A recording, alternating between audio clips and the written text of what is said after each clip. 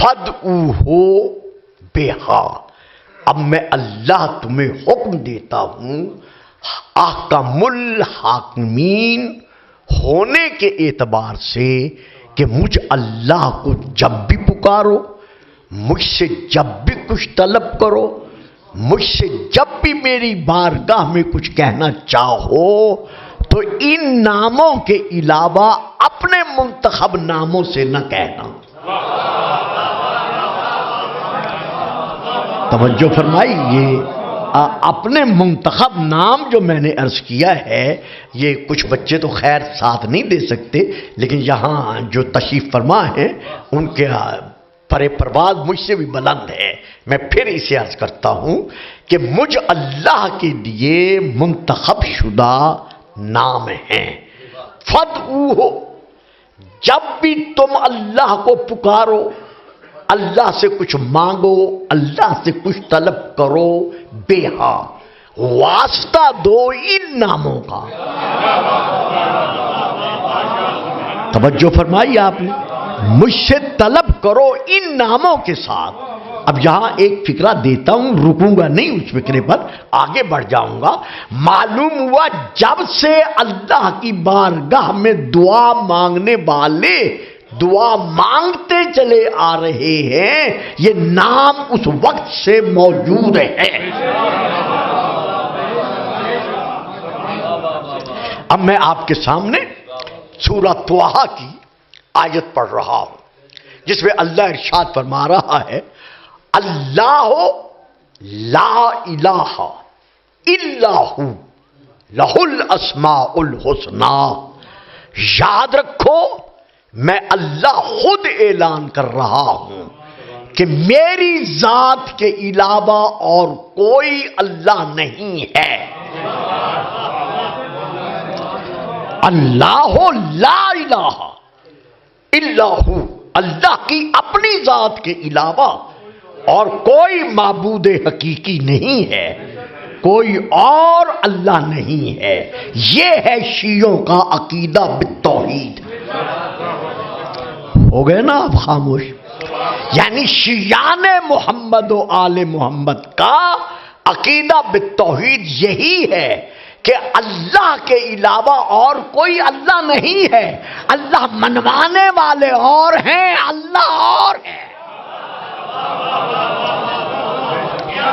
درود پڑھیے گا، صلوات۔ یا لا الہ الا ہو، اللہ کی اپنی ذات کے علاوہ اور کوئی معبود حقیقی نہیں ہے۔ لہ الاسماء الحسنی، یہ اللہ ہی تو ہے جس کے لیے پیارے پیارے چنے ہوئے منتخب شدہ نام ہیں۔ اب میں آپ کے سامنے ایک اور آیت پڑھ رہا ہوں، سورہ نمبر 59 کی، سورہ الحشر کی، جس میں اللہ پھر ارشاد فرما رہا ہے، هو اللہ الخالق البارئ المصور لہ الاسماء الحسنی۔ وہ اللہ ہی کی تو ذات ہے جو خلق کر رہی ہے، جو خالق ہے، جو پیدا کرنے والی ہے، اور جو بغیر وسائل کے تصویر بنانے والی ہے۔ یہی اللہ کی ذات ہے کہ اس کے لیے اسماء الحسنی ہیں۔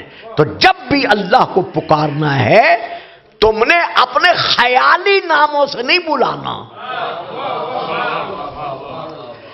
تم نے اپنے وضعی ناموں کے ساتھ اللہ سے کچھ طلب نہیں کرنا، بلکہ تم نے جب بھی اللہ سے دعا مانگنی ہے، اللہ سے کچھ طلب کرنا ہے، ان اسماء حسنی کا وسیلہ پیش کرو، ان اسماء حسنی کے واسطے سے مانگو۔ خبردار اپنے جعلی ناموں کے ساتھ اللہ کو نہ پکارنا۔ میں فکرہ دینے میں ہو سکتا ہے تشریح نہ کر سکوں، دیکھیں آگے بڑھ جاؤں۔ یعنی اللہ کو جب بھی پکارنا ہے ان ناموں کے ساتھ مت پکارو جن ناموں کا ترجمہ کرتے وقت تمہاری زبانیں لڑکھڑا جائیں۔ نہیں صاحبان علم، مجھے افسوس ہوا ہے، میں نے اس میں بہت بڑی بات کی ہے، اور آپ کا بڑا پن جو ہے علمی طور پر وہ بہت زیادہ ہے. میں یہ فکرہ پھر کہہ رہا ہوں، اللہ کو ان ناموں سے مت پکارو کہ جن ناموں کا ترجمہ کرتے وقت تمہاری زبانوں میں لکنت پیدا ہو جائے. میں اب نام تو نہیں جانتا، چہرے تو جانتا ہوں. ذرا لغت کو اٹھا کر دیکھیں، المنجد کو دیکھیں، لسان العرب کو دیکھیں، التحقیق کو دیکھیں. کتنے نام ایسے ہیں کہ جن کے ناموں کا جب ترجمہ کیا جاتا ہے تو کہا جاتا ہے بس بس یہیں رہنے دو، بس میں آگے کچھ نہیں کہتا. تو میں یہاں یہ کہہ رہا ہوں کہ اللہ کو ان ناموں سے نہیں پکارنا کہ جن ناموں کا ذکر کرتے وقت زبان کراہت محسوس کرے، بلکہ اللہ کو ان ناموں سے پکارو کہ جن کا ذکر کرتے وقت چاروں طرف سے دعا آواز گونجے، صلو علیہ وآلہ. اللہ کو جب بھی حیدر، اللہ کو جب بھی بلانا ہے، اللہ کو جب بھی پکارنا ہے، ان ناموں کے ساتھ پکارو کہ جن ناموں کو سننے کے بعد حاضرین میں سے کہیں سے نعرہ تکبیر، کہیں سے نعرہ رسالت، کہیں سے نعرہ حیدری گونجے، جو ثابت کرے کہ یہ نام ہے جو اللہ کو اللہ منوانے والے ہیں.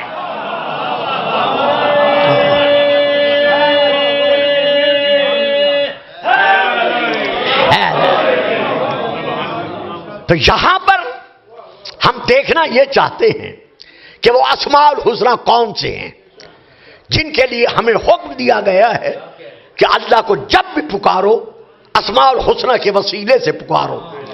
تو اہل سنت حضرات کی کیسٹ تیار ہو رہا ہے، اس لیے بغیر حوالے کے میں بات نہیں کر سکتا. یہاں پر ہمارے اسلامی بزرگوں اور بھائیوں کے علماء نے یہ تحریر کیا ہے کہ 3000 اللہ کے صفاتی نام ہیں.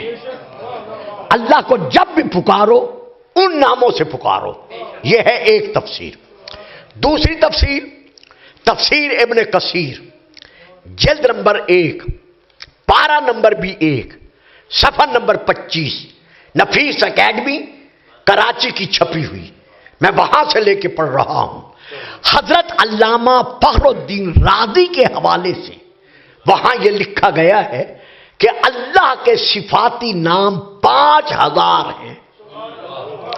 ان 5000 ناموں میں سے 1000 نام قرآن اور کتب احادیث میں ہیں، 1000 نام تورات میں ہیں. بھائی جان سونا نہیں ہے، 1000 نام جو تقریراً ذرا دیکھیے، یہ میں کوئی زور تو نہیں لگا سکتا نا، صرف بات ہی دے سکتا ہوں. 1000 نام انجیل میں ہیں، 1000 نام زبور میں ہیں، اور 1000 نام لوح محفوظ میں محفوظ ہیں. اور اللہ فرما رہا ہے مجھے ان ناموں سے پکارو. یہ ہے تفسیر. چونکہ گھنٹے میں مجھے تقریر ختم کرنی ہے، میں اور حوالے نہیں دیتا. میں علماء ملت اسلامیہ کی خدمت میں عرض کرتا ہوں، جب آپ تسلیم کر رہے ہیں کہ 5000 نام ہیں، 1000 قرآن میں، 1000 تورات میں، 1000 انجیل میں، 1000 زبور میں، 1000 لوح محفوظ میں، تو اب ہمیں بتاؤ ان ناموں کی معرفت کون کرائے گا؟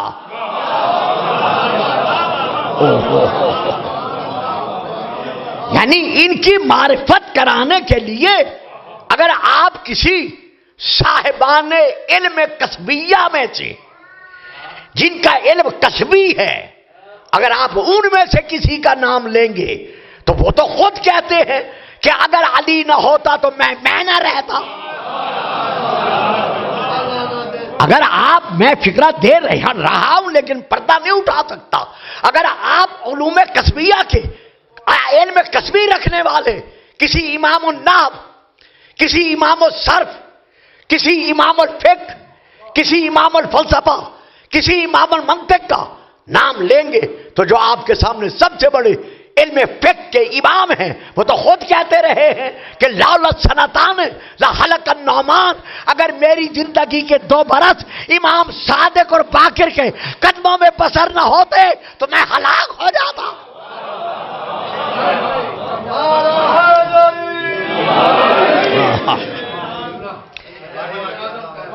جی ہاں، میں نے نام نہیں لیا، میں صرف گزر گیا ہوں، نام آپ بھی نہیں لیتا، آپ نے فرمایا ہے، اشارہ کر دیا ہے، تو میں ایک اور اشارہ کرتا ہوں۔ کیسے تاریخ اپنے آپ کو دوہرا رہی ہے؟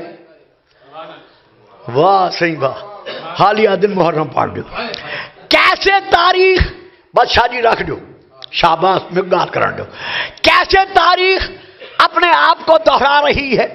آج امام صادق علیہ السلام کے دور میں امام الفقہ کہہ رہا ہے کہ اگر میری زندگی کے 2 سال امام صادق کے قدموں میں بسر نہ ہوتے تو میں ہلاک ہو جاتا۔ تو اسی میں ہلاک ہو جانے کو پیچھے لے جاؤ، اور پیچھے لے جاؤ، اور پیچھے لے جاؤ۔ کس نے کہا، کتنی مرتبہ کہا کہ اگر علی نہ ہوتا،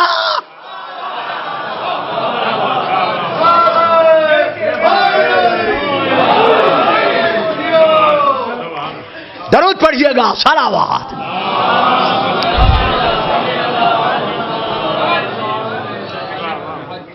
تو یہ 5000 نام مفسرین عامہ نے جو تحریر کیے ہیں، ہم پوچھتے ہیں ہمیں بتائیں ان کی معرفت ہم کہاں سے لیں؟ جس آدمی نے، جس علامہ نے، جس مولانا نے، میں کسی کے علم کا انکار نہیں کرتا، بڑے بڑے صاحبان علم گزرے ہیں جن کے نام تاریخ میں موجود ہیں، اور ان کے کتب کے دریا بھی آج بھی جاری ہیں تاریخ کے اعتبار سے، میں کسی کے علم کا انکار نہیں کرتا، لیکن جس علامہ نے آج تک لوح محفوظ کو دیکھا ہی نہیں، جو لوح محفوظ کی حقیقت سے واقف ہی نہیں ہے، جس کو پتہ ہی نہیں ہے کہ لوح محفوظ کی تعریف کیا ہے اور لوح محفوظ کیا ہے، وہ کیا بتائے گا کہ اس میں جو 1000 نام ہیں وہ کس کس کے ہیں؟ میری بات سمجھ میں آ رہی ہے بھائیو؟ تقریر ذرا مشکل ہوگی کیونکہ میرا ایک انداز خطابت ایسا ہے، لیکن کوشش کروں گا کہ میرے جو عزیز بیٹے تشریف فرما ہیں میں ان تک بھی بات کو آسانی سے پہنچا سکوں کہ جب ہیں وہ لوح محفوظ میں، تو جو لوح محفوظ کی حقیقت کو نہیں جانتا اسے کیا پتا کہ وہ نام کون سے ہیں؟ جب وہ خود نہیں جانتا تو پھر ہمیں کیا بتائے گا کہ کس نام سے پکارنا ہے، کس نام سے نہیں پکارنا؟ معلوم ہوا یہ ناموں کی معرفت ان سے لی جا سکتی ہے لوح محفوظ ہر وقت جن کی نگاہوں کے سامنے ہے۔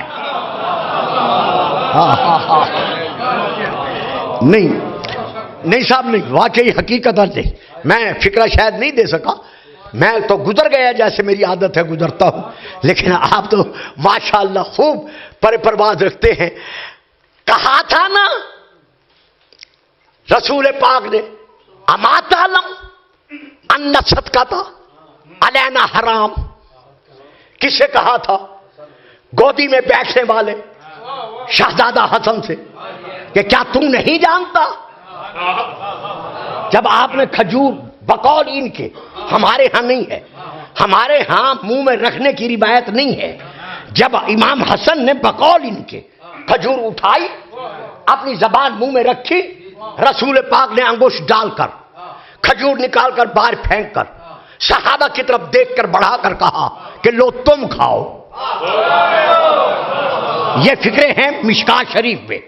اور امام حسن سے کیا کہا؟ اما تعلم ان صدقہ علینا حرام، کیا تم نہیں جانتا کہ صدقہ ہم پر حرام ہے؟ تو علماء اہل سنت نے لکھا ہے کہ اس سے مراد یہ ہے کہ تو جانتا ہے۔ رسول کا یہ انداز گفتگو یہ ثابت کر رہا ہے کہ حسن جانتے تھے کہ ہم پر صدقہ حرام ہے۔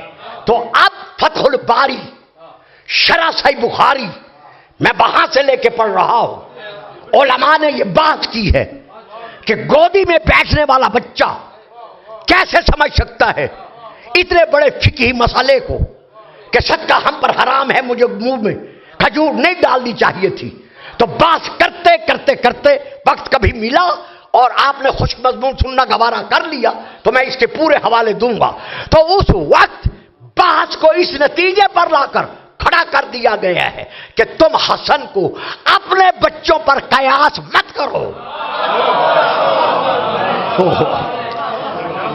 حسن کا ذکر کرتے وقت اسے اپنے بچوں پر قیاس مت کرو، بلکہ حسن کے متعلق کیا تم جانتے نہیں کہ وہ نانے کی گود میں بیٹھ کر لوح محفوظ کا مطالعہ کرتا تھا؟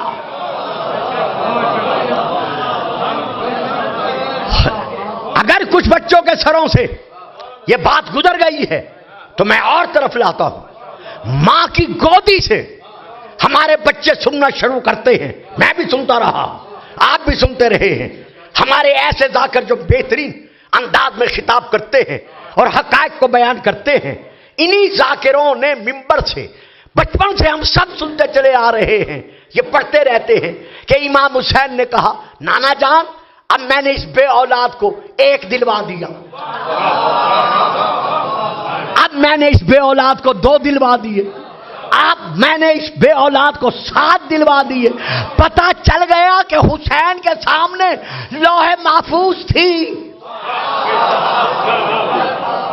اسی لیے تو کہہ رہے ہیں کہ میں نے 1 دلوا دیے، 2 دلوا دیے، 7 دلوا دیے، دلوا دیے۔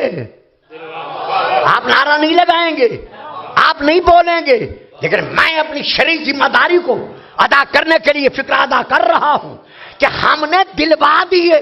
معلوم ہوا وہاں سے دلوانے والے یہ ہیں، دینے والا وہ۔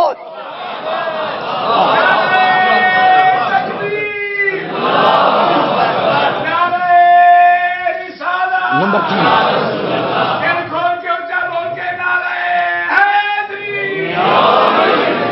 ایک درود پڑھیے گا، صلوات۔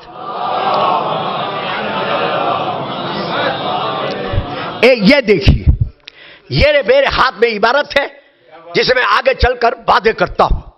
شیعہ کتاب بہار الانوار حضرت علامہ مجلسی علیہ الرحمہ کی، اس میں حضرت علی کا خطبہ ہے، پورا خطبہ نہیں پڑھتا، آپ گھبرا جائیں گے، ایک امام کا فرمان پڑھ رہا ہوں۔ قالا علی، مولا علی نے پورے مجمع سے خطاب کرتے ہوئے اپنی لسان اللہ زبان سے فرمایا، یعنی ساقی کوثر نے اپنی آب کوثر سے دھلی ہوئی زبان کے ساتھ ارشاد فرمایا۔ آپ کیا فرماتے ہیں؟ قالا علی ان الاسماء الحسن التی امر اللہ ان یدعا بها، لوگوں اسماء الحسنہ کے ذریعے سے تم نے اللہ کو پکارنا ہے۔ وہ اسماء الحسنہ وجودی طور پر میں علی ابن ابی طالب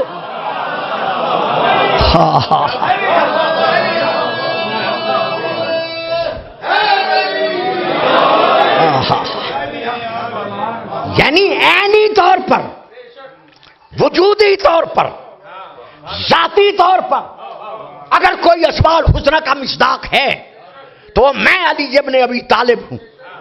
جب بھی اللہ کو پکارنا ہے ان کا واسطہ دینا پڑے گا، اگر ان کا واسطہ دینا شرک ہے تو پھر آدم نے جو واسطہ دیا تھا بابا آدم کو کہاں لے جاؤ گے؟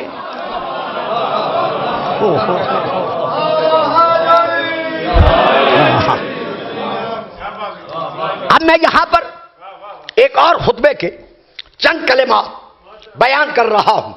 پہلے کتاب کا نام لیتا ہوں، حضرت علامہ سید محمد صالح کشفی حنفی، ان کی یہ کتاب ہے مناقب صالح، جس کا ان بریکٹ نام ہے مناقب مرتضوی۔ اس کا مقدمہ لکھا ہے حضرت علامہ محمد سبتین مرحوم آل اللہ مقامہ نبر اللہ مرکزہ، جو رسالہ البرہان کے بانی تھے اور بزرگ شیعوں کے ہاں اب بھی وہ رسالہ پایا جاتا ہے۔ اس مقدمہ میں حضرت علی کے چند ایک اور باقی معصومین کے خطبات ہیں۔ ان خطبات میں سے حضرت علی کا ایک خطبہ ہے جس خطبے کے وہ الفاظ میں بیان کر رہا ہوں جو بتا رہے ہیں کہ اسماء الحسنہ کون ہیں۔ تو اب اس خطبے کے یہ چند کلمات ہیں۔ قال علی، حضرت علی علیہ السلام ارشاد فرما رہے ہیں کہ ایھا الناس انا وجہ اللہ، انا جنب اللہ، انا ید اللہ، انا عین اللہ، انا البرہان الصادق، انا القرآن الناطق، انا النون والقلم، انا الاسماء الحسنی، انا اللوح المحفوظ۔ سبحان اللہ جی، آپ کی خاموشی پر بھی درود پڑھیے گا، سلام۔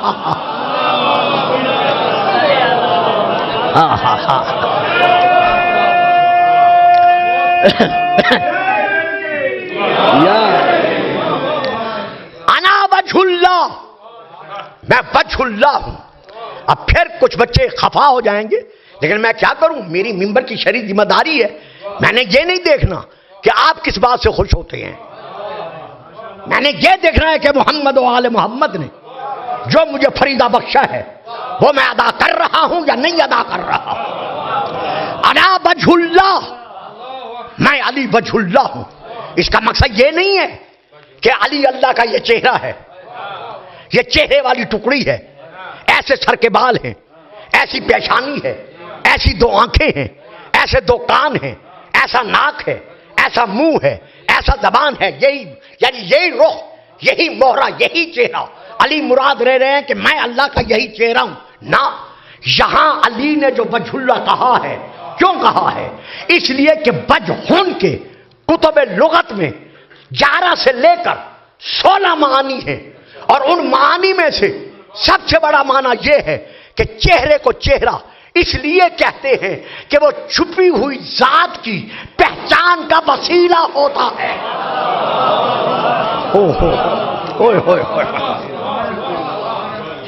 کیسے میں اس کو واضح کروں؟ یعنی جو وجود آنکھوں کے سامنے نہیں ہے، آپ اسے کیسے پہچانیں گے؟ جیسے اس کا چہرہ سامنے آئے گا آپ اسے پہچان لیں گے، یہ وجود جو ہے اس چہرے والے کا ہے۔ تو چہرے کو چہرہ کیوں کہتے ہیں؟ کہ وہ چھپی ہوئی ذات کو، چھپی ہوئی شے کو، چھپے ہوئے مقام کو ظاہر کرتا ہے۔ تو علی کہہ رہے ہیں میں وجہ اللہ ہوں۔ مقصد کیا ہے؟ اللہ تو جسم و جسمانیت سے پاک ہے، پاکیزہ ہے، مبرہ ہے، منزہ ہے، میں وجہ اللہ ہوں، یعنی میں علی اللہ کو اللہ منوانے والا ہوں۔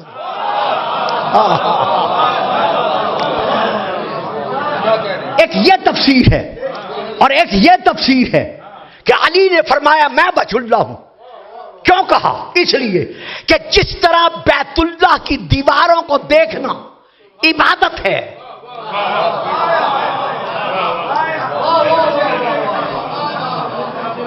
جس طرح آیات قرآنیہ کے لفظوں اور حرفوں کو دیکھنا عبادت ہے، اسی طرح مجھ علی کے چہرے کو دیکھنا عبادت ہے۔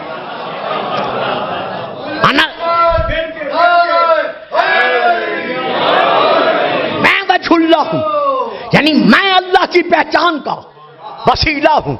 انا جنب اللہ، انا عین اللہ۔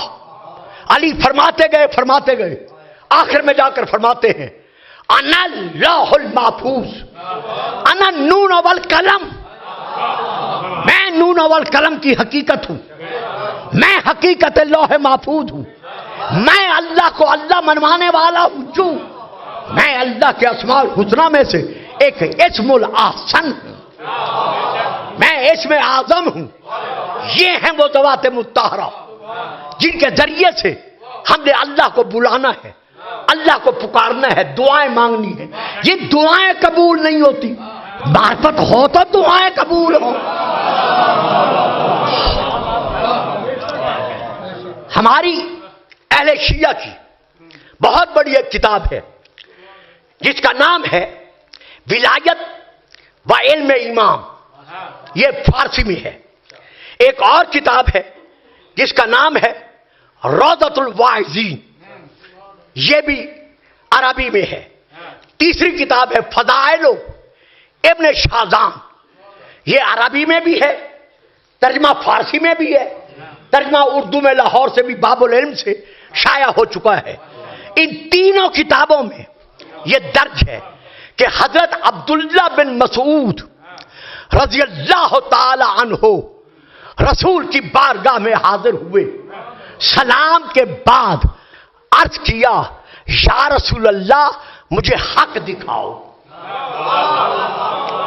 واہ واہ واہ، صحابی ہے، رسول ہے، رسول سے عرض کر رہا ہے یا رسول اللہ ارن الحق، مجھے حق دکھاؤ.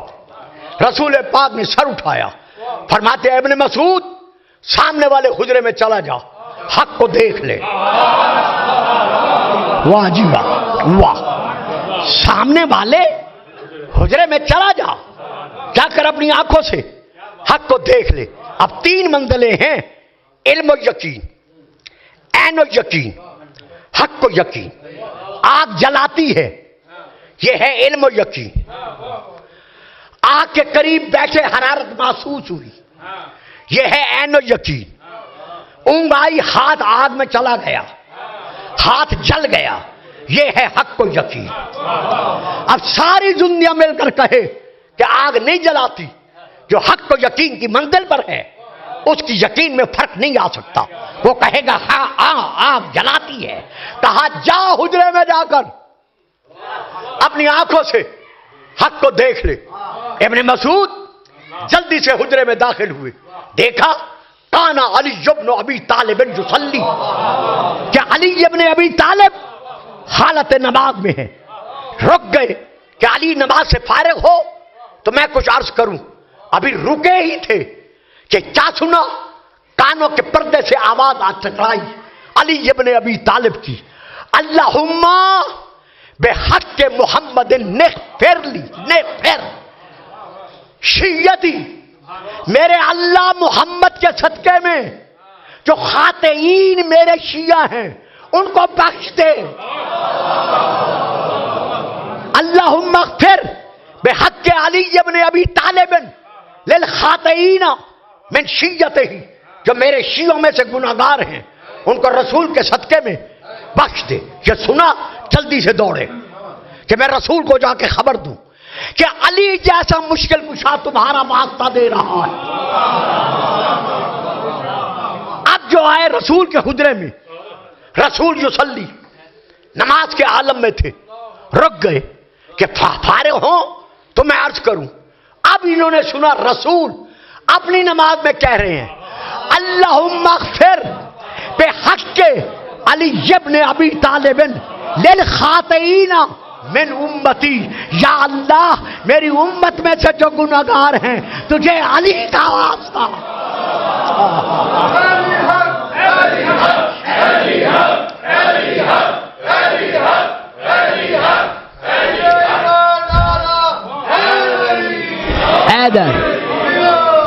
انہیں بخش دے. یہ سنتے ہی آئینہ حیرت بنے، حیران ہو گئے کہ ادھر جاتا ہوں علی رسول کا واسطہ دیتے ہیں، ادھر آتا ہوں رسول علی کا واسطہ دیتے ہیں. اب حیران تھے. رسول نے سلام ادا کیا. ابن مسعود کس حالت میں کھڑے ہو؟ کہا مولا سمجھ میں نہیں آتا کہ آپ دونوں بھائیوں میں سے اللہ کی بارگاہ میں مقرب ترین کون ہے؟ دیکھیے سونا آپ کا حق ہے، میں کسی کے حق پہ ڈھاکہ نہیں ڈال سکتا، آپ ضرور سوئیں، لیکن سونے کا وقت بھی ہوتا ہے. درود پڑھیے گا، صلوات. واہ، ایک ڈھیلی ڈھیلی صلوات اور پڑھ دے، صلوات. یا رسول اللہ علی کے حجرے میں گیا ہوں تو علی آپ کا واسطہ دے کر اپنے شیعوں کی بخشش کی دعا مانگ رہے تھے. آپ کے حجرے میں آیا ہوں، آپ علی کا واسطہ دے کر اپنی امت کے گناہگاروں کی بخشش کی دعا مانگ رہے ہیں. مجھے اتنا تو بتا دے کہ آپ دونوں میں سے اللہ کی بارگاہ میں مقرب ترین کون ہے؟ یہ تھا سارا مقدمہ جو میں نے ادا کیا ہے. اب میں آ رہا ہوں نتیجے کی طرف. جب یہ پوچھا تو آپ نے فرمایا کیوں ابن مسعود، کیا مجھ سے سنا نہیں کہ میں نے ہمیشہ علی سے کہا ہے کہ یا علیو انت منی و انا منکا.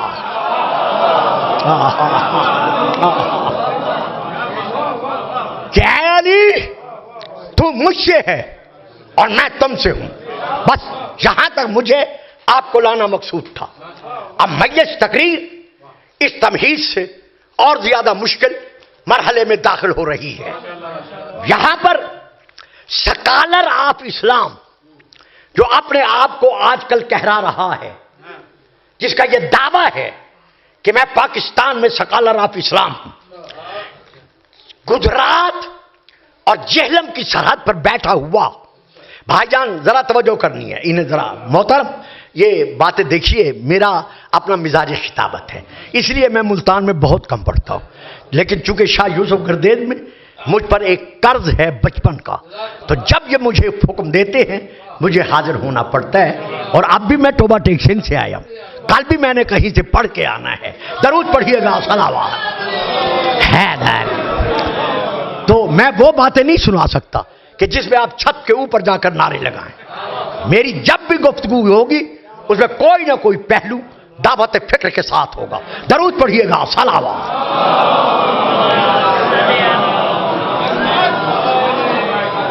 اب اس سکالر آف اسلام نے جو اپنے سامنے 20 30 40 50 کتابیں رکھ کر رات دن اپنے عقیدے کا اور اپنے ہم عقیدوں میں ان کے عقیدے کا پرچار کر رہا ہے، ٹھیک ہے، ہم شیعوں کو کوئی اعتراض نہیں، جو اپنی اپنی ریسرچ کے مطابق جس عقیدے پر قائم ہے ہم اس پہ اعتراض نہیں کرتے، لیکن اگر کوئی ہمارے عقیدے پہ اعتراض کرے گا تو پھر جواب دینا ہمارا فریضہ ہے۔ وہ بچے جو ہمارے موبائل دیکھ رہے ہیں، وہ میری ایمانی اور روحانی بیٹیاں اور بہنیں اور بہویں جو رات دن موبائل دیکھ رہی ہیں، اگر ان کے سامنے یہ کلپ آتا ہے تو اس کو واضح کرنا ہمارا واجب شرعی ہے، اسی لیے تو ہم بلائے جاتے ہیں، اسی لیے تو آپ ہمیں تعظیم و تقریب کے ساتھ ممبر پر بٹھاتے، کیوں؟ تاکہ وہ حق بیان کیا جائے جس کے حق تک آپ میں سے کوئی شاید ابھی پہنچ نہیں سکا۔ تو اب اس سکالر آف اسلام نے اعتراض یہ کیا، اس پر سوال ہوتا ہے کہ شیعہ کہتے ہیں رسول نے فرمایا ہے علی منی، علی مجھ سے ہے، فاطمہ تو منی، فاطمہ مجھ سے ہے، حسن و منی و حسین و منی، کہ حسن اور حسین مجھ سے ہیں، اس کے متعلق آپ کیا کہتے ہیں؟ تو اس سکالر آف اسلام نے پہلے تمسخرانہ کیا کہا لگایا ہے، کیا کہا لگانے کے بعد اس نے یہ فکرے ادا کیے ہیں کہ ان شیعوں کو کیا خبر، انہیں پتہ نہیں ہے کہ ہم اپنے بیٹوں کو، اپنی بیٹیوں کو، اپنے عزیزوں کو بعض اوقات نہیں کہتے کہ یہ مجھ سے ہے۔ بات سمجھ میں آئی ہے؟ یعنی ہم بھی تو اپنے بچوں کو، اپنے عزیز رشتہ داروں کو کہہ دیتے ہیں محبت میں کہ مجھ سے ہے۔ اگر رسول نے کہہ دیا تو اس میں سے کون سی فضیلت ہے؟ مولانا پہلی بات تو یہ، اور باقی علماء نے بھی لکھا ہے، صرف یہ نہیں کہہ رہا، جب پیچھے ہم جاتے ہیں، زمانہ گزار کے جاتے ہیں تو لکھنے والے لکھتے چلے آ رہے ہیں، مولانا جب آپ کسی کے لیے کہتے ہیں کہ یہ مجھ میں سے ہے، آپ جذبات بشریت کی اطاعت کر کے کہتے ہیں، آپ اپنے بشری تقاضوں کے مطابق کہتے ہیں، یہاں بشری تقاضے نہیں ہیں۔ قل ان صلاتی و نسکی و محیای و مماتی للہ رب العالمین، میرا حبیب امت سے کہہ دے میرا جینا، میرا اٹھنا، میرا چلنا، میرا پھرنا، میرا سانس لینا، یہ سب کچھ اللہ کی رضا کے سائے میں ہے۔ حضور بشری تقاضوں کے تحت نہیں کہہ رہے۔ جو میرے باقی بھائی بیٹھے ہیں، یہ میں فکرہ دیا نہیں کرتا، آپ کی خاموشی کو توڑنے کے لیے میں یہ فکرہ دے رہا ہوں، چونکہ باقی حضرات کے علاوہ جو چپ ہیں یہ فکرہ ان کے لیے، ویسے میری عادت خطابت نہیں ہے۔ بھائی جو رسول اپنی بیٹی بطول کا اللہ کے اذن کے بغیر رشتہ کرنا گوارا نہیں کرتا، وہ ان میں سے کسی کو اللہ کی مرضی کے بغیر ملی کہنا گوارا کیسے کر سکتا؟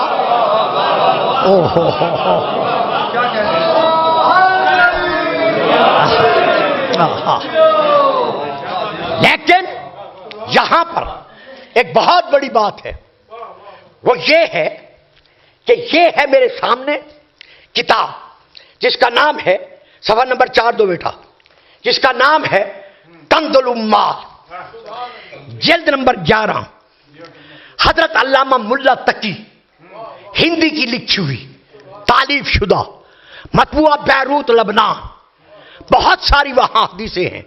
میں صرف 4 حدیثیں لے رہا ہوں، لیکن 4 بھی شاید نہیں پڑھوں گا، جو گھڑی بہت تیز چل رہی ہے. اس میں پہلی حدیث یہ ہے، اِنَّا عَلِيًّا مِنِّي وَأَنَا مِنْهُ. سرکار میں نام نہیں جانتا، تمام بزرگوں سے، بھائیوں سے، عزیزوں سے گزارش ہے کہ یہ جو میں بات لے رہا ہوں یہ انتہائی طور پر جواب دینے کے لیے ہے.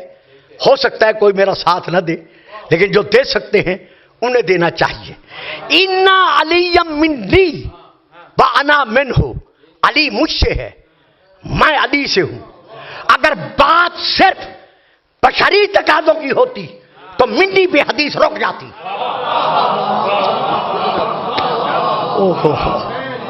ہائے ہائے ہائے. اچھا چلو اسے پڑھ لوں پھر میں اس پہ پلٹتا ہوں. اِنَّا عَلِيًّا مِنِّي وَأَنَا مِنْهُ. علی مجھ سے ہے، میں علی سے ہوں. وَهُوَ وَلِيُّ كُلِّ مُؤْمِنٍ بَعْدِي. میرے بعد وہ ہر مومن کا ولی ہے، یعنی محمد الرسول اللہ کے بعد علی ہر مومن کا ولی ہے. تو اب اگر کوئی کہتے ہے کہ محمد الرسول اللہ کے بعد شیعہ علی اور ولی اللہ پڑھتے ہیں، یہ بدعتی ہیں. بابا یہ بدعتی ہونے کی علامت نہیں، یہ تو مومن ہونے کی علامت ہے.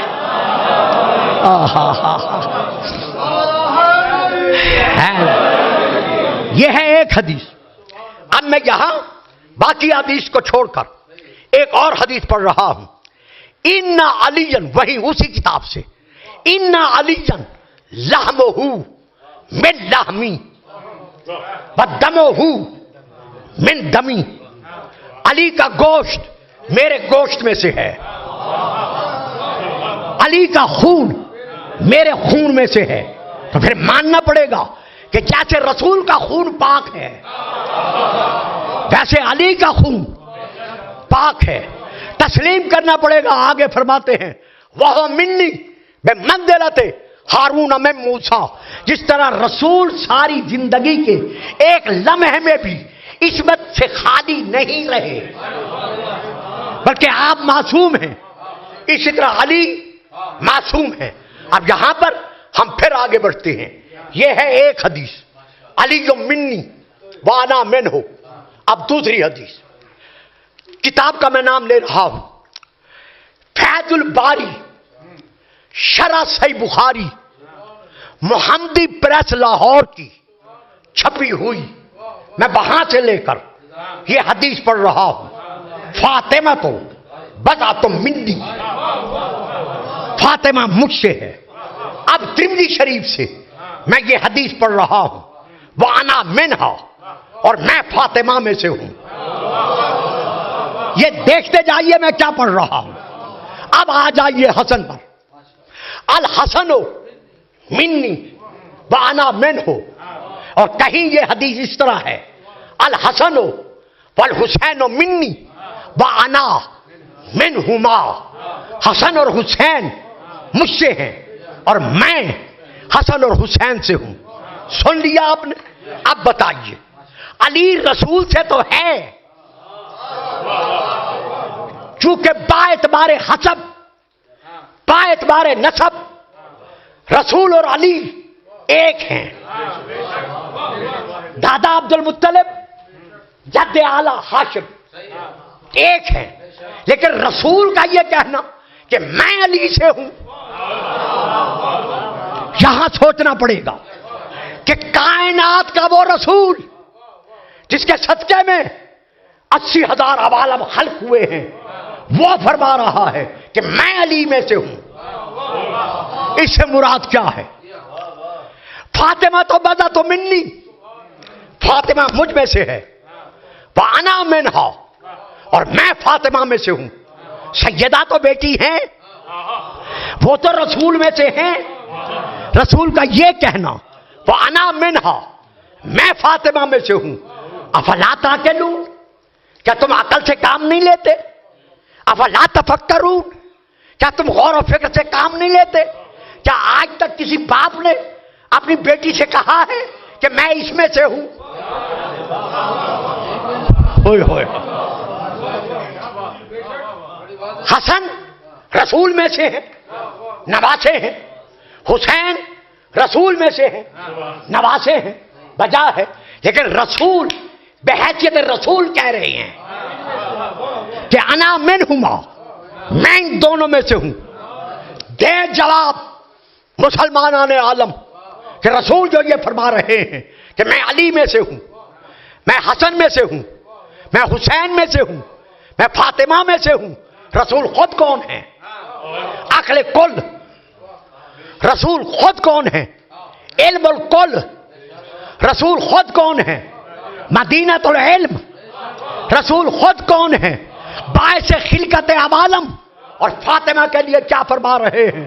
من عرفہا فقد عرفہا۔ یہ کب کہا؟ میدان مباہلہ میں جاتے وقت جب کچھ لوگوں نے اعتراض کیا، لوگ آپ سمجھ گئے ہوں گے کہ یا رسول اللہ جب صیغہ جمع کا ہے نساءنا و نساءکم تو آپ پھر اکیلی فاطمہ کو لے کر کیوں جا رہے ہیں؟ تو رسول نے یہاں جو جواب دیا ہے آپ فرماتے ہیں من عرفہا فقد عرفہا ومن لم یعرفہا، جو میری بیٹی فاطمہ کو نہیں جانتا۔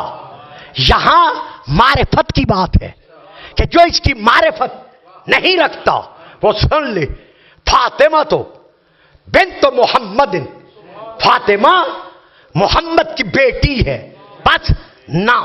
اس کے بعد فرماتے ہیں ہے یا بضعۃ منی، یہ میرا جز ہے، بس ختم نہ۔ اس کے بعد فرماتے ہیں ہے یا نور و عینی، یہ میری آنکھوں کا نور ہے۔ ہوئے ہوئے ہوئے شاہ یوسف گردیز میں بیٹھ کر سننے والوں اس کے بعد سنو، فرماتے ہیں صرف اتنا نہیں، وہ ہے یا قلبی، یہ میرا دل ہے۔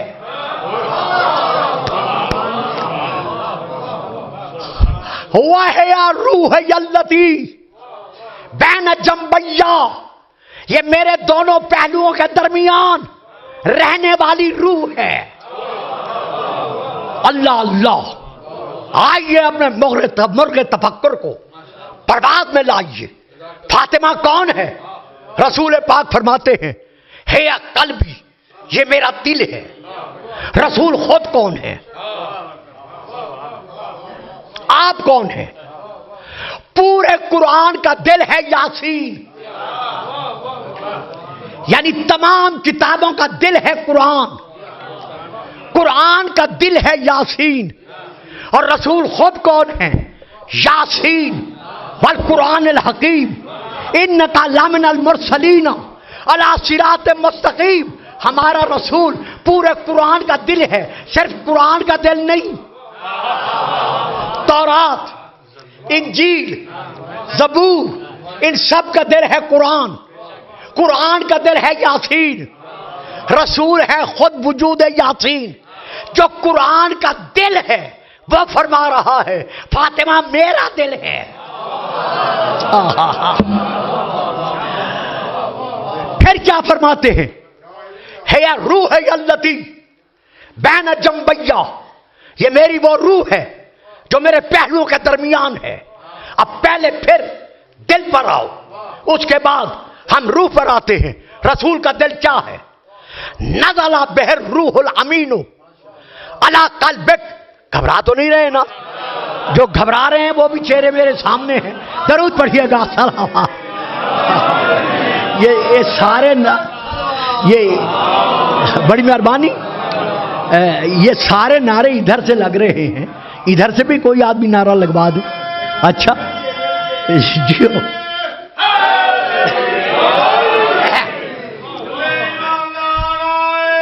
جیو۔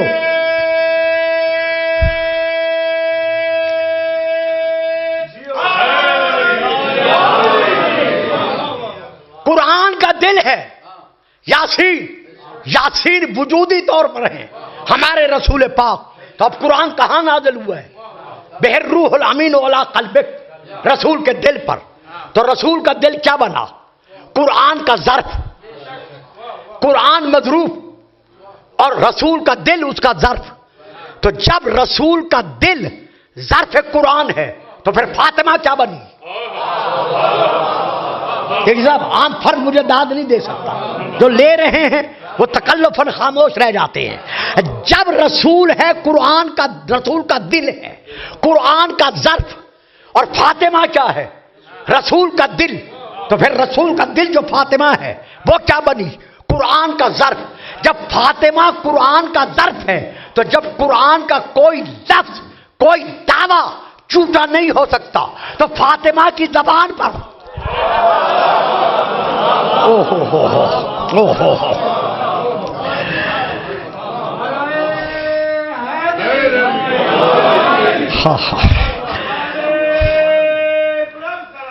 اللہم صلی علی محمد وآل محمد۔ جب قرآن کا کوئی دعویٰ غلط نہیں ہو سکتا تو پھر فاطمہ کا دعویٰ کیسے جھٹلایا جا سکتا ہے؟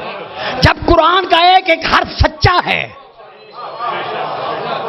تو پھر ماننا پڑے گا کہ صدیقۃ الکبریٰ کل بھی فاطمہ تھی اور آج بھی فاطمہ ہے۔ اس کے خطبات کا ایک ایک حرف کل بھی حق تھا، کل بھی سچ تھا، آج بھی حق ہے، آج بھی سچ ہے۔ تو فاطمہ کون ہے؟ رسول کا دل۔ رسول کا دل کیا ہے؟ قرآن کا ظرف۔ فاطمہ کیا بنی؟ قرآن کا ظرف۔ پھر قرآن خود کیا ہے؟ علم کا مجموعہ، علم کا سمندر، علم کا مخزن، علم کی کان۔ تو پھر فاطمہ کیا بنی؟ بحر العلم۔ مدینۃ العلم کی فاطمہ ہے، بحر العلم۔ تو جب قرآن کے کسی فیصلے میں تم یہ نہیں کہتے کہ یہ غلط ہے تو فاطمہ کے مطالبے میں کیسے کہتے ہو کہ فاطمہ نے غلط مطالبہ کیا؟ درود پڑھیے گا، صلوات۔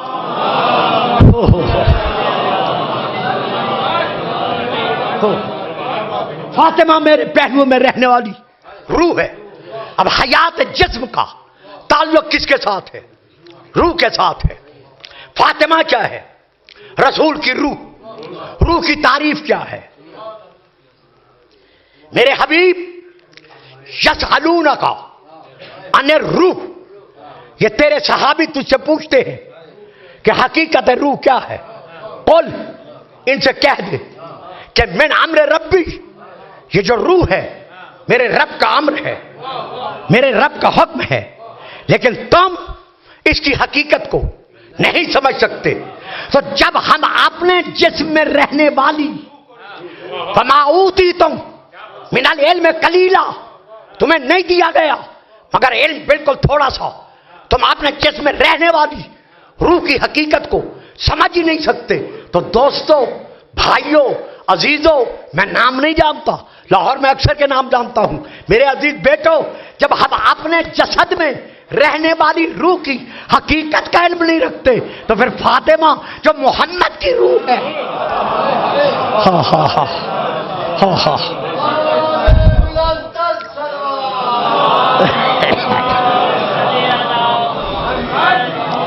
ہاں ہاں، ہم اس کی حقیقت کو کیسے سمجھ سکتے ہیں؟ میں ادھر ادھر جانا نہیں چاہتا کیونکہ بہت جلدی کرنا چاہتا ہوں۔ میں یہاں یہ کہنا چاہتا ہوں کہ رسول نے کیوں کہا کہ میں فاطمہ میں سے ہوں، میں علی میں سے ہوں، میں حسن میں سے ہوں، میں حسین میں سے ہوں؟ اس لیے کہ علماء کے نزدیک من کے استعمال کی کئی قسمیں ہیں۔ یعنی لفظ من جب عربی عبارت میں آتا ہے تو اس کی کئی قسمیں ہیں۔ مثلا ابتدا کے لیے، آغاز کے لیے لفظ من عبارت میں آتا ہے۔ جیسے میں کہتا ہوں سفر تو من اللاہور الی الملتان، میں نے لاہور سے ملتان تک کا سفر کیا، تو میرے سفر کا آغاز کہاں سے ہوا؟ لاہور سے۔ تو یہ کس نے بتایا؟ من نے۔ اس من کو کہا جاتا ہے من ابتدائیہ، جو ابتدا کو ظاہر کرتا ہے۔ اب ایک اور من ہے جس من کو کہا جاتا ہے تبعیضیہ، جو بعض کا معنی دیتا ہے، کچھ کا معنی دیتا ہے۔ جیسے میرے سامنے ڈھیر پڑا ہے نوٹوں کا اور مجھ سے کہا گیا اٹھا لو. تو اب میں نے جب اٹھائے تو میں نے کیا کہا؟ اخذت من الدراہم، میں نے درہموں کے ڈھیر میں سے کچھ درہم اٹھا لیے. سارے نہیں اٹھائے، کچھ اٹھائے. تو یہ کچھ کا معنی مجھے کس سے ملا؟ اس لفظ من سے. اسی طرح یہ لفظ من ظرفیہ بھی ہے. یہ لفظ من استعلا یعنی کسی کی افضلیت کو منوانے کے لیے بھی ہے. جیسے زید افضل من عمر، زید عمر سے افضل ہے. یہ کس نے منوایا؟ من نے منوایا. اسی طرح یہ من غلبہ کے معنی میں بھی استعمال ہوتا ہے. یہ من بدل کے معنی میں بھی استعمال ہوتا ہے. اور یہ من باقی معنی کے ساتھ ایک ہے من بینا، یعنی بات کو بیان کرنے والا، کھولنے والا. یعنی من سے پہلے جو کلام ہے جب آپ نے سنا وہ آپ پر واضح نہیں ہوا، آپ میں ذہن میں ابہام آ گیا کہ یہ ایسے ہے یہ ایسے ہے، ایسے ہے یہ ایسے ہے. من کے بعد جو کلام آیا اس نے اس ابہام کو، شک کو دور کر دیا. خاتمن اندی، میرے پاس انگوٹھی ہے. یہ میں نے کہہ دیا، آپ نے سن لیا. اب سننے والوں کے ذہنوں میں ابہام آ گیا کہ یہ انگوٹھی کس چیز کی ہے؟ سونے سے ہے، چاندی سے ہے، تانبے سے ہے، پتھر سے ہے، لکڑی سے ہے، یہ کس چیز کی ہے؟ آگے من آیا. من نے کہا من فضتن، یہ جو انگوٹھی ہے یہ چاندی سے ہے. اب پتہ چل گیا کہ یہ انگوٹھی چاندی کی ہے. اب یہ بھی چاندی، جس میں سے ہے وہ بھی چاندی. یعنی یہ انگوٹھی بھی چاندی کی ہے اور جس مٹیریل سے، مادے سے یہ ہے وہ بھی چاندی ہے. اب جو اس کا رنگ وہی اس کا رنگ، جو اس کی خاصیت وہی اس کی خاصیت. جس کان سے وہ نکلی ہے اسی کان سے اس کا تعلق ہے. یعنی یہ انگوٹھی اور چاندی اصل میں ایک ہے، صورت میں فرق ہے. واہ صحیح بات، واہ صحیح بات. ایمان نال بڑی محنت نال میں فکرہ ادا کی تھی، لیکن تمہاری چپ تو بھی صدقے، لیکن نہیں، تمہارا قصور ہی کوئی نہیں ہے. دیکھیں صورت الگ الگ ہے لیکن حقیقت ایک ہے. یہ میرے ہاتھ میں کڑا ہے، یہ تیرے ہاتھ میں کڑا کاٹا دکھا، جلدی کر جلدی، شاباش ایک منٹ لا. میرے ہاتھ میں یہ کڑا ہے، یہ کڑا کس سے ہے؟ چاندی کا ہے. صورت الگ ہے، حقیقت ایک ہے. او ہو بابا جان مولا عباس کا پنجہ ہے، چاندی سے بنا ہوا ہے. صورت الگ ہے، حقیقت ایک ہے. علم بناؤ، پنجہ بناؤ، کڑا بناؤ، گلو بند بناؤ، سر کا تاج بناؤ، انگوٹھی بناؤ چاندی سے، تو صورتیں بدل رہی ہیں، حقیقت ایک ہے. یہاں من بتا رہا ہے کہ صورتیں بدل رہی ہیں، حقیقت ایک ہے. محمد کہہ رہے ہیں انا من ہو، انا من کے، انا من کا، انا من ہما. یہ من ہو بتا رہا ہے، یہ من کما بتا رہا ہے کہ حقیقت ایک ہے، صورتیں الگ الگ. آہا آہا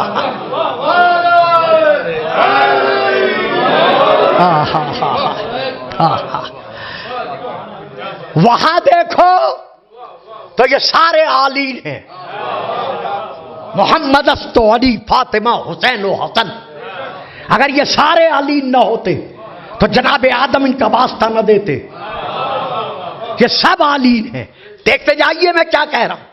اب زمین پر آ جاؤ.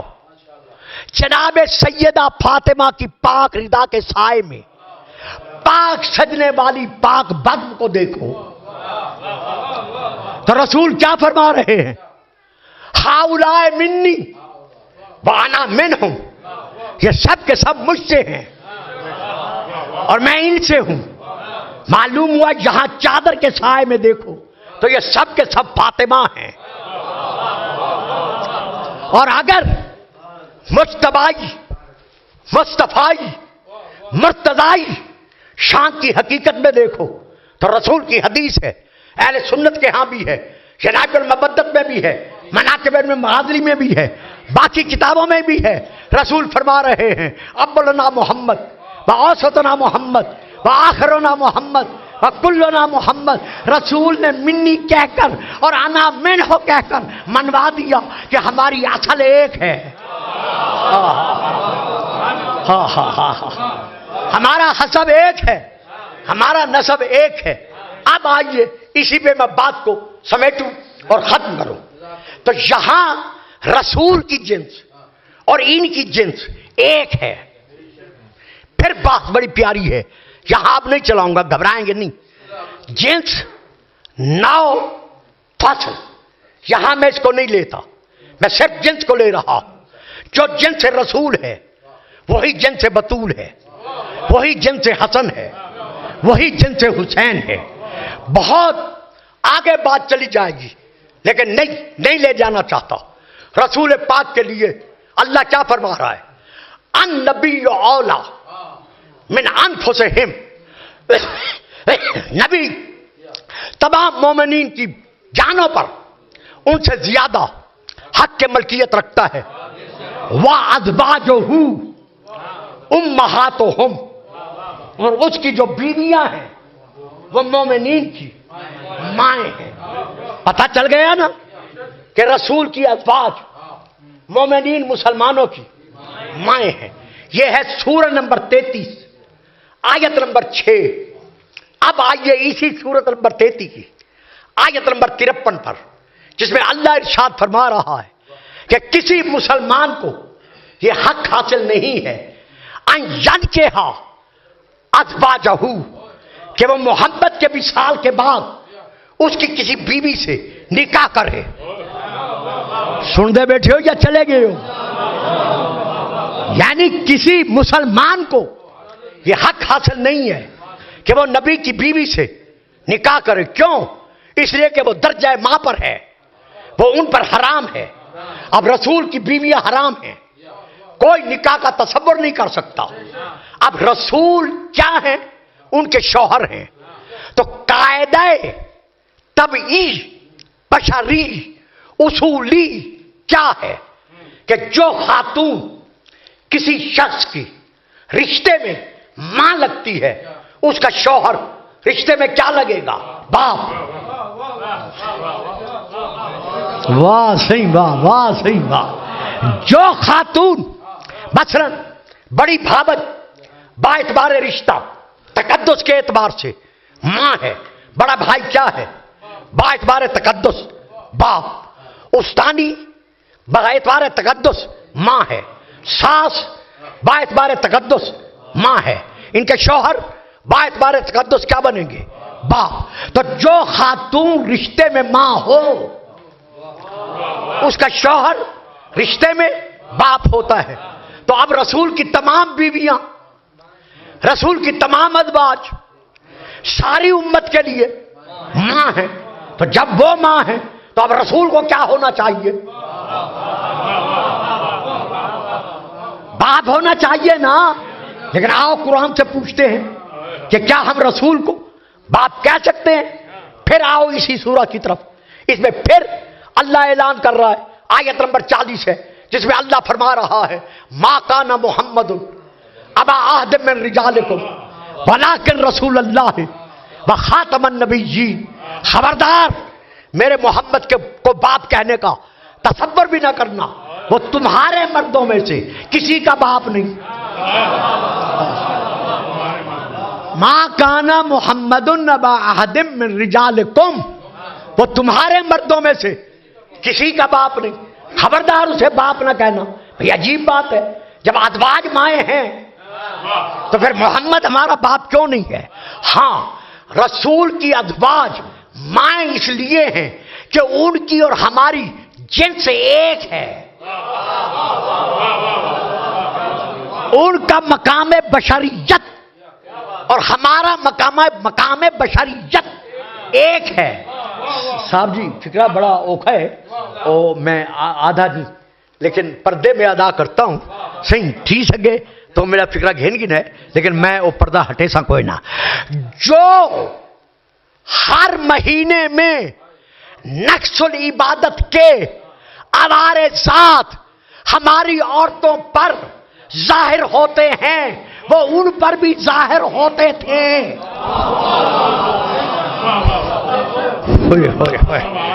اس لیے کہ ان کی جنس اور ان کی جنس ان کی جنس اور ہماری جنس ایک ہے. اس لیے ہم ان کو ماں کہہ سکتے ہیں لیکن محمد کو باپ نہیں کہہ سکتے. کیوں؟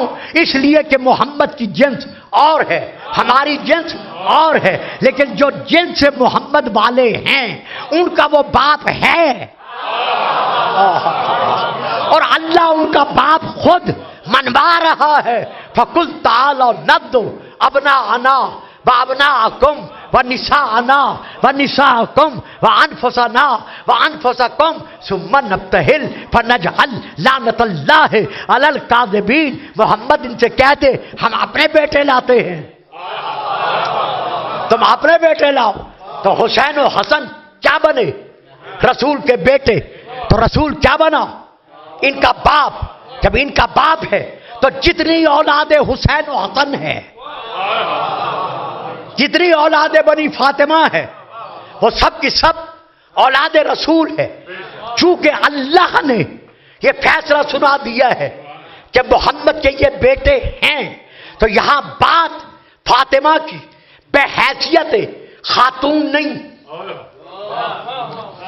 بے حیثیت بیٹی نہیں، بے حیثیت بیوی نہیں، بے حیثیت ماں نہیں بلکہ بے حیثیت حقیقت ہے. ظاہراً فاطمہ محمد کی بیٹی ہے، ظاہراً فاطمہ علی کا حرم ہے، ظاہراً فاطمہ حسین و حسن کی ماں ہے، ان سیدوں کی ماں ہے. 12 اماموں میں سے علی کو چھوڑ کر تمام ائمہ کی ماں ہے. لیکن حقیقت میں یہ جنس ایک ہے. صورت بدل گئی ہے، صورتیں بدل رہی ہیں لیکن نور کل بھی ایک تھا. نور اللہم صلی علی محمد وآل محمد. نور کل بھی ایک تھا، نور آج بھی ایک ہے. فاطمہ آتی ہیں، اللہ اکبر، رسول مسجد چھوڑ کر کھڑے ہو جاتے ہیں. جتنی تاریخ کا مطالعہ کریں ان میں یہی ملتا ہے. صرف کھڑے نہیں ہوتے تھے، 2 قدم آگے بڑھ کر قبلہ راسہ، فاطمہ کے سر کا بوسہ لیتے تھے. بوسہ لینے کے بعد قبلہ یدائہا، فاطمہ کے دونوں ہاتھوں کو چومتے تھے. چومنے کے بعد اجلسہا علی مسندہی، اپنی مسند پر، اپنے بیٹھنے کی جگہ پر فاطمہ کو بٹھاتے تھے. زندگی میری گزر گئی ہے مولا کی گداگری میں.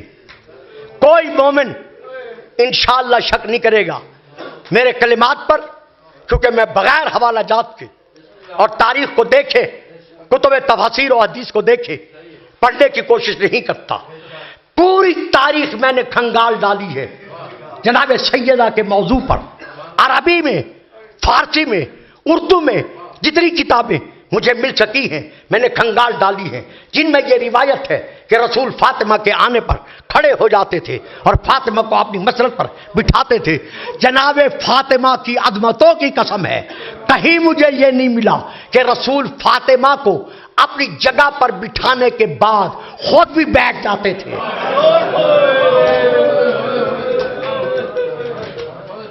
سبحان اللہ، سبحان اللہ. کیا مقام عظمت بطول ہے، کیا مقام عظمت سیدہ ہے. رسول کا کھڑا ہونا تو ملتا ہے لیکن رسول کا فاطمہ کے بیٹھے ہوئے بیٹھنا کبھی نہیں ملتا. 9 مہینے برابر آیت تطہیر کے نزول کے بعد، ہر نماز صبح کے بعد، اور شیعہ کتابوں کے مطابق وقت وصال، وقت وصال کے وقت تک اس آیت کے نزول کے بعد رسول بطول کے دروازے پر کھڑے ہو کر ندا دے کر کہتے رہے السلام علیکم یا اہل بیت النبوہ، اللہ سلام بھیجتا ہے محمد پر۔ سبحان اللہ، ذات محمد سلام بھیج رہی ہے فاطمہ پر۔ کتنا مقام عظمت ہے جناب فاطمہ کا۔ یہ دیکھیے کتاب کا نام ہے بہار و نوار، جلد نمبر 22۔ اس میں یہ درج ہے کہ جب رسول پاک کا وصال ہونے لگا، آپ کے اصحاب آپ کی بارگاہ میں بیٹھے ہوئے تھے۔ اصحاب کی طرف دیکھ کر رسول پاک نے ارشاد فرمایا، آنکھوں میں آنسو بھر آئے، اور ان کی طرف صحابہ کی طرف دیکھ کر کہا کہ اے میرے صحابہ سنو۔ سب نے کان اوپر کیے کہ رسول خطبے کے ساتھ ساتھ کیا فرمانا چاہتے ہیں۔ آپ فرماتے ہیں سنو، بابھا بابی، فاطمہ کے گھر کا دروازہ میرے گھر کا دروازہ ہے۔ یہ میرے پاس حوالہ موجود ہے، چونکہ مصائب اتنا سخت ہے کہ اگر ایک فکرہ بھی میں اپنی طرف سے کہہ دوں تو میں مجرم بنتا ہوں۔ میں نے کہنے کا مجاز نہیں رکھتا اس مصائب میں، اس لیے میں حوالے کے بغیر ایک دو جملے مصائب کو جو عرض کر رہا ہوں بغیر عرض نہیں کروں گا۔ باب 22 نمبر ہے جلد کا بہار و انوار کا، کہ رسول پاک کا جب وصال ہونے لگا تو صحابہ سے باقی خطبہ سنانے کے بعد فرمایا کہ فاطمہ کی شان یہ ہے، یہ ہے، یہ ہے۔ آخر میں فرماتے ہیں میرے صحابیوں، بابھا بابی، فاطمہ کے گھر کا دروازہ میرے گھر کا دروازہ ہے۔ بس اتنا کا نہ، پھر فرماتے ہیں بیتھا بیتی، فاطمہ کا گھر میرا گھر ہے۔ بس اتنا فرمایا نہ، آگے فرمایا خبردار اس کی حرمت میں فرق نہ لانا۔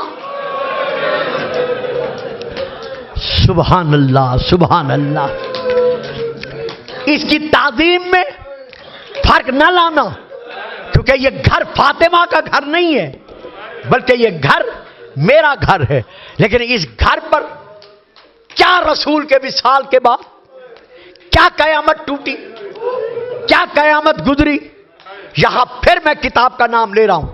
میں نے عرض کیا ہے نا کہ کچھ مصائب ایسے ہیں میں بڑی محتاط ہو کر وہ میں پڑھتا ہوں، یہ بھی شاہ صاحب کا حکم ہے، اس لیے چند ایک جملے آج کی شب کے مطابق میں ادا کر رہا ہوں۔ کتاب کا نام ہے گریز ہائے مداحی، یہ فارسی میں ہے، نام پھر لے رہا ہوں، گریز ہائے مداحی۔ اس میں یہ درج ہے کہ عرب میں یہ دستور تھا، یہ رواج تھا کہ جب کسی گھر کا کوئی فرد مر جاتا تھا اور اس گھر سے میت جنازہ اٹھایا جاتا تھا تو اس گھر کے دروازے پر سیاہ رنگ کا کپڑا لٹکا دیا جاتا تھا تاکہ جو بھی پرسہ دینے کے لیے آئے اسے پوچھنا نہ پڑے کہ فلاں کا گھر کہاں ہے۔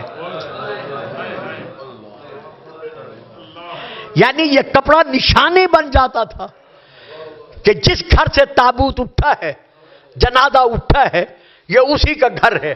اب میرا فرض نہیں کہ میں قسم کھاؤں، لیکن بی بی اب میں آپ کی قسم کھا رہا ہوں، مجھے آپ کی شہادت کی قسم ہے کہ میں نے اس کتاب میں یہ فکرے پڑھے ہیں کہ بطول کو جب انوکھے انداز میں دروازے پہ پرسہ ملا،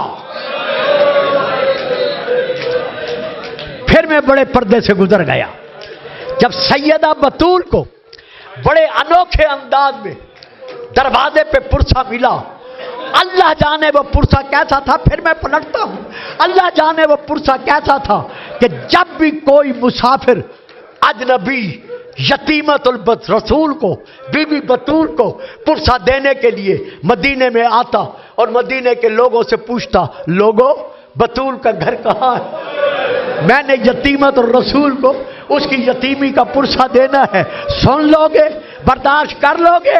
وہ لوگ دیکھ کر کہتے، وہ دیکھ جس کے گھر کا دروازہ جلا ہوا ہے،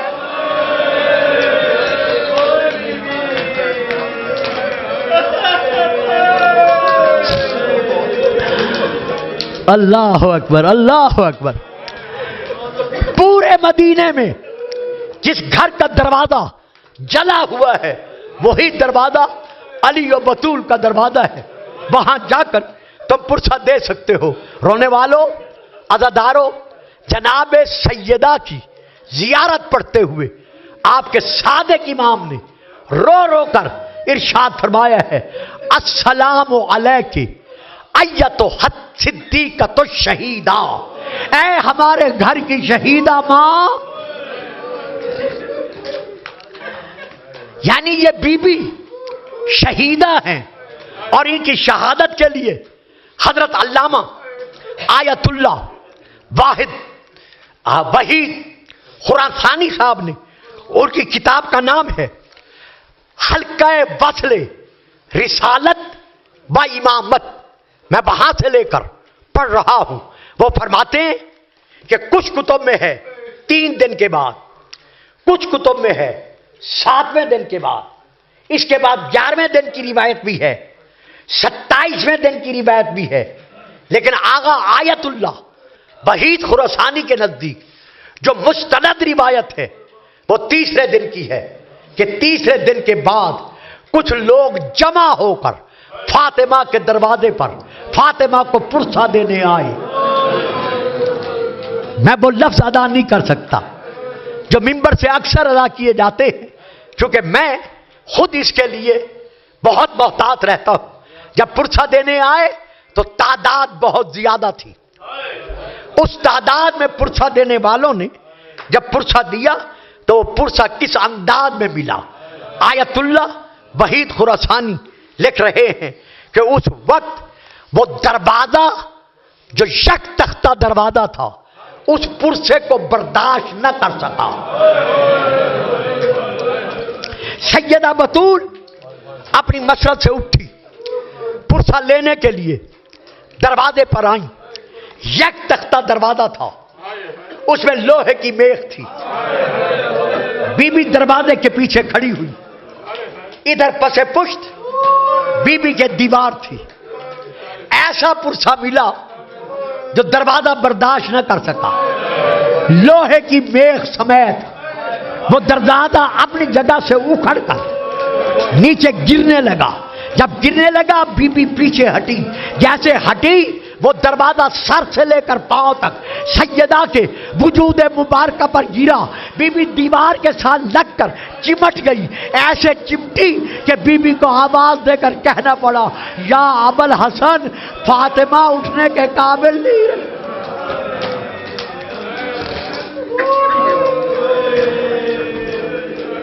میرا محسن شہید ہو گیا۔ جناب محسن کے متعلق جو ہمارے علماء نے لکھا ہے مستند تاریخ، وہ یہی ہے کہ آپ کو گھر کے صحن میں گڑھا کھود کر مولا علی نے ایک کپڑے میں لپیٹ کر خود دفن کر دیا، اوپر سے گڑھا برابر رہا۔ عمر بن عبدالعزیز کے زمانے تک یہ گھر اسی طرح گھر رہا۔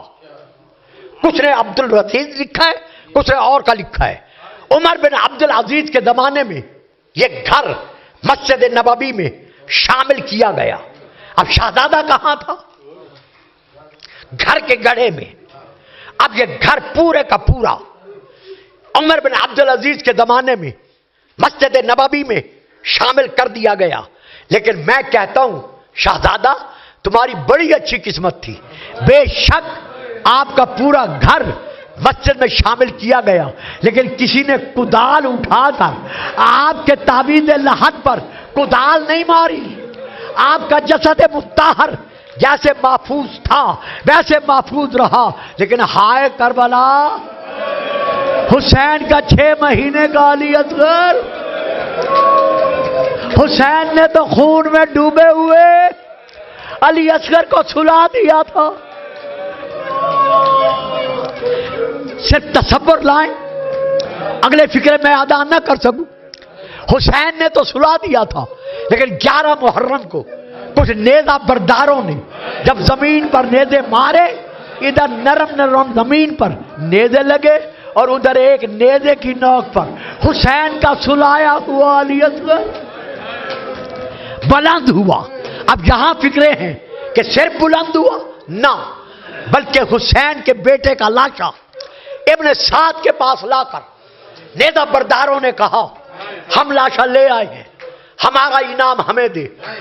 کتاب کا نام معالی الستین، کتاب کا نام ریاض القدس، کتاب کا نام بیت الاحزان اور بہت ساری کتابیں. جب انہوں نے کہا انعام دے، اللہ جانے کیسے سنو گے. یہ ظالم دیکھ کر کہتا ہے مجھے سر نے، مجھے بدن نہیں چاہیے،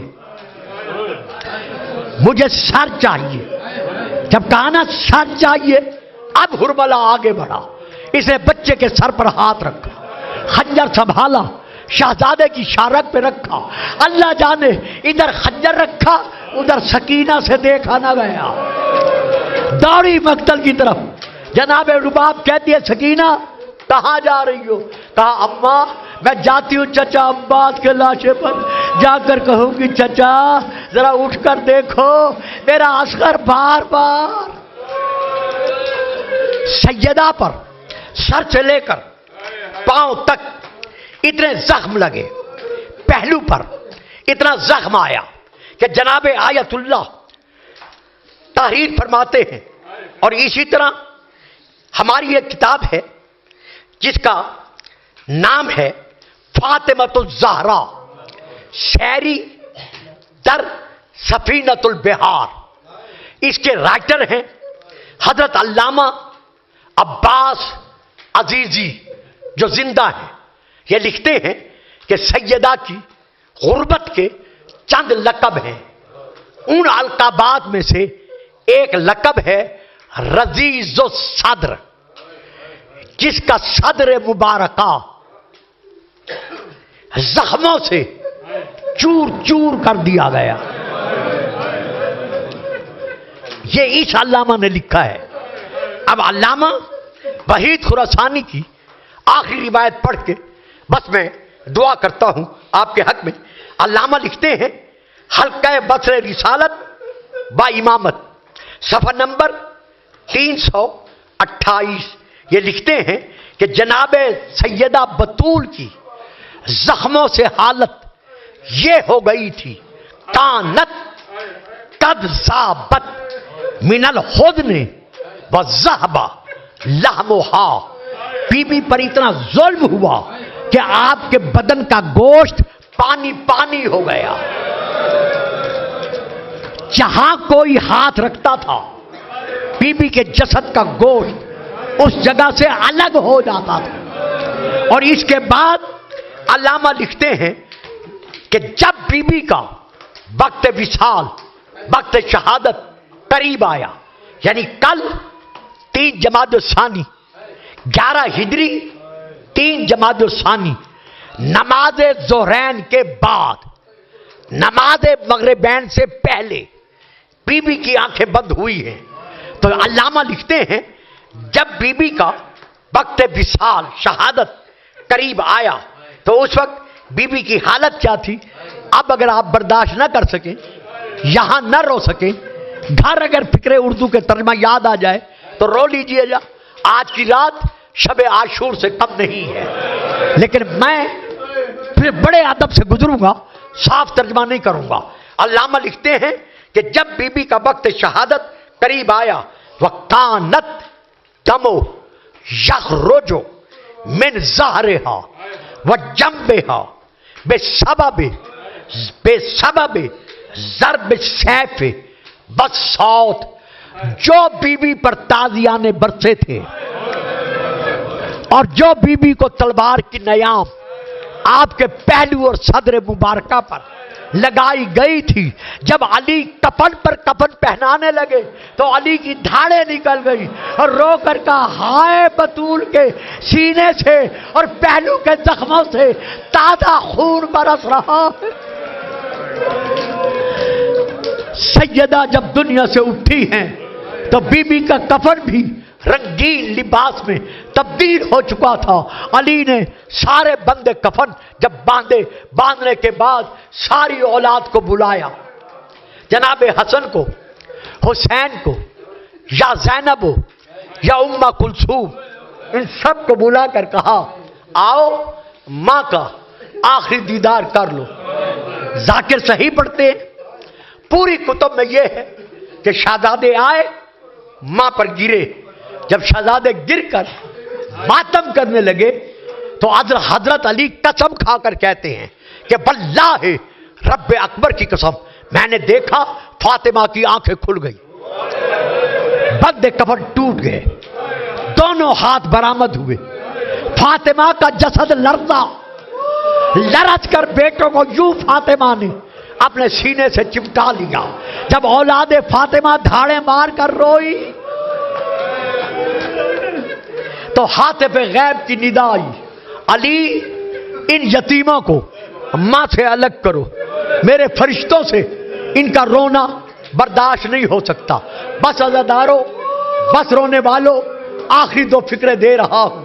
علی بڑھے روتے ہوئے، حسن کو سنبھالا، حسین کو سنبھالا، زینب و کلثوم کو تسلی دی، ہو سکتا ہے پانی بھی پلایا ہو، سائے میں بٹھایا ہوگا۔ میں ہاتھ باندھ کر کہتا ہوں سیدہ بطول کے یتیموں، تمہاری بڑی اچھی قسمت تھی، جب تم ماں کے لاشے سے لپٹ کر روئے تمہیں تمہارے بابا علی نے بڑی شفقت سے، بڑے پیار سے ماں کے لاشے سے الگ کیا۔ لیکن ہائے کربلا، جب 4 سالہ یتیم سکینہ اپنے بابا کے لاشے کے ٹکڑوں سے لپٹ کر روئی، ابھی باپ کے قدموں کے تلبوں پر سکینہ نے منہ رکھا ہی تھا، بی بی نے بین کیے، تیسرا بین تھا شمر ہٹانے کے لیے، قریب آیا، اب کیسے ہٹایا یہ آپ کے ذہنوں میں ہے۔ اس کا ایک ہاتھ اٹھا سکینہ کے سر پر آیا، تسلی دینے کے لیے۔ یتیموں کو تسلی دی جاتی ہے، لیکن تاریخ میں یہ ہے کہ جو ہاتھ سیدہ سکینہ کے سر پہ آیا تھا، جیسے جیسے ہاتھ اٹھتا گیا سکینہ کے پاؤں سے، زمین سے پاؤں اکھڑتے گئے۔ صرف اس نے اٹھایا نہیں بلکہ دوسرا ہاتھ سیدہ کے رخسار پر آیا۔ اللہ جانے کیسا ہاتھ آیا جو تڑپ کر کہتی ہے میرے غریب کربلا بابا، میرے مظلوم کربلا بابا، بابا ذرا دیکھ تیری سکینہ تماچے کھا رہی ہے۔ الا لعنت اللہ علی القوم الظالمین۔ یا الہ العالمین، یا رب العالمین، یہ گریہ، یہ چند آنسو بارگاہ رسول میں، بارگاہ علی و بطول میں، بارگاہ ائمہ علیہ السلام میں شرف قبولیت سے ہم کنار ہو سکے۔ یا رب العالمین، اسی سیدہ کے صدقے میں ہمیں خیر فی الدین، خیر فی الدنیا اور خیر فی الآخرہ عطا فرما۔ جو حضرات بے اولاد ہیں، اولاد کی تمنا لے کر مجلس میں شرکت کیے ہوئے ہیں، جناب سیدہ کا نام اسماء الحسنہ میں سے ایک اسم حسنہ ہے۔ ان کے واسطے سے مولا باقر فرماتے ہیں کہ جب بھی کوئی آپ کو مشکل پہنچے میری جدہ کا واسطہ دے کر دعا مانگا کرو۔